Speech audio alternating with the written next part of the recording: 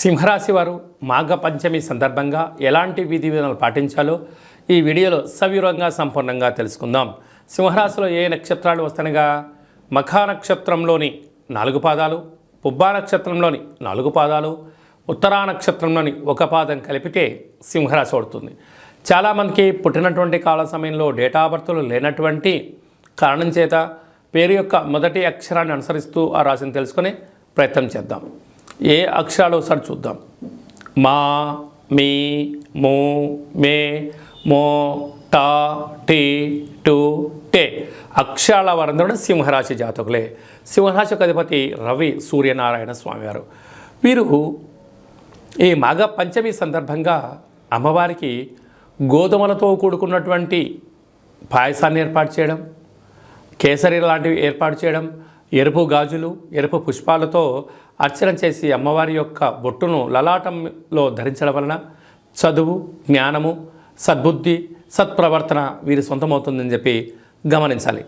ధనవాకు కుటుంబస్థలో కేతు ఉండడం వలన ప్రతి సమయాన్ని, ప్రతి నిమిషాన్ని, ప్రతి క్షణాన్ని, వ్యక్తిని ఆర్థిక సంబంధాలుగా చూడడమే ఒక భావనగా కాకుండా మానవ సంబంధాలుగా చూడగలిగితే సమాజంలో మీకు ఎనలేనటువంటి కీర్తి, ప్రతిష్ట మీ సొంతం కాబోతుంది. సంతాన స్థానంలో కుజుడు మరియు శుక్ర సంచార స్థితి ఉండడం వలన నూతనంగా వివాహమైనటువంటి దంపతులకు పుత్ర, పుత్రిక, సంతాన యోగము, పిల్లల యొక్క చదువులు, పిల్లల యొక్క అభివృద్ధిలో ఉన్నతమైనటువంటి విలువలతో కూడిన జీవితాన్ని ఇవ్వాలని మీ కోరిక నెరవేరబోతుంది. అలాగే మీ తల్లిదండ్రుల నుంచి, తాత ముత్తాతల నుంచి వచ్చేటువంటి వారసత్వపు ఆస్తి మీకు వచ్చే అవకాశాలు చాలా అధికంగా ఉన్నాయి. 6వ స్థానంలో బుధ సంచార స్థితి ఉండడం వల్ల బుధాదిత్య రాజయోగ కారణం వలన ప్రభుత్వ ఉద్యోగం చేసేవారికి మంచి కాలము, ప్రయత్నం చేసేవారికి ఉద్యోగం, ఉద్యోగంలో ఉండబడే వారికి ప్రమోషను, వారు ఏ ప్రాంతానికైతే ట్రాన్స్ఫర్ అవ్వాలనుకుంటున్నారో ప్రయత్నం ఇప్పుడు కలిసి వస్తుందని చెప్పి గమనించాలి.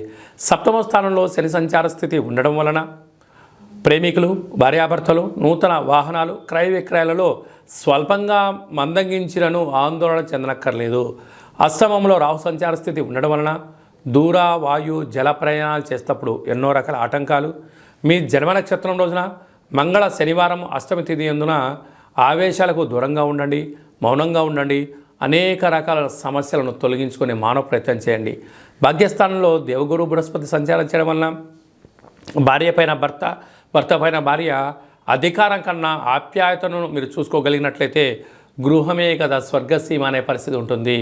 విదేశాలకు వెళ్ళాలి అనే వారికి మీ కోరిక నెరవేరబోతుంది. విద్యార్థులకు ఇది చాలా మంచి కాలం అని చెప్పి గమనించాలి. సాఫ్ట్వేర్ ఉద్యోగస్తులు, హార్డ్వేర్ ఉద్యోగస్తులు, స్వయం వృత్తులు, సేవా రంగాలు, వ్యవసాయ సోదరిమణులు, గృహ భవన నిర్మాణ కార్యక్రమం చేసే వారికి ఇది చాలా యోగదాయకమైన బంగారు రోజులు అని చెప్పి గమనించాలి.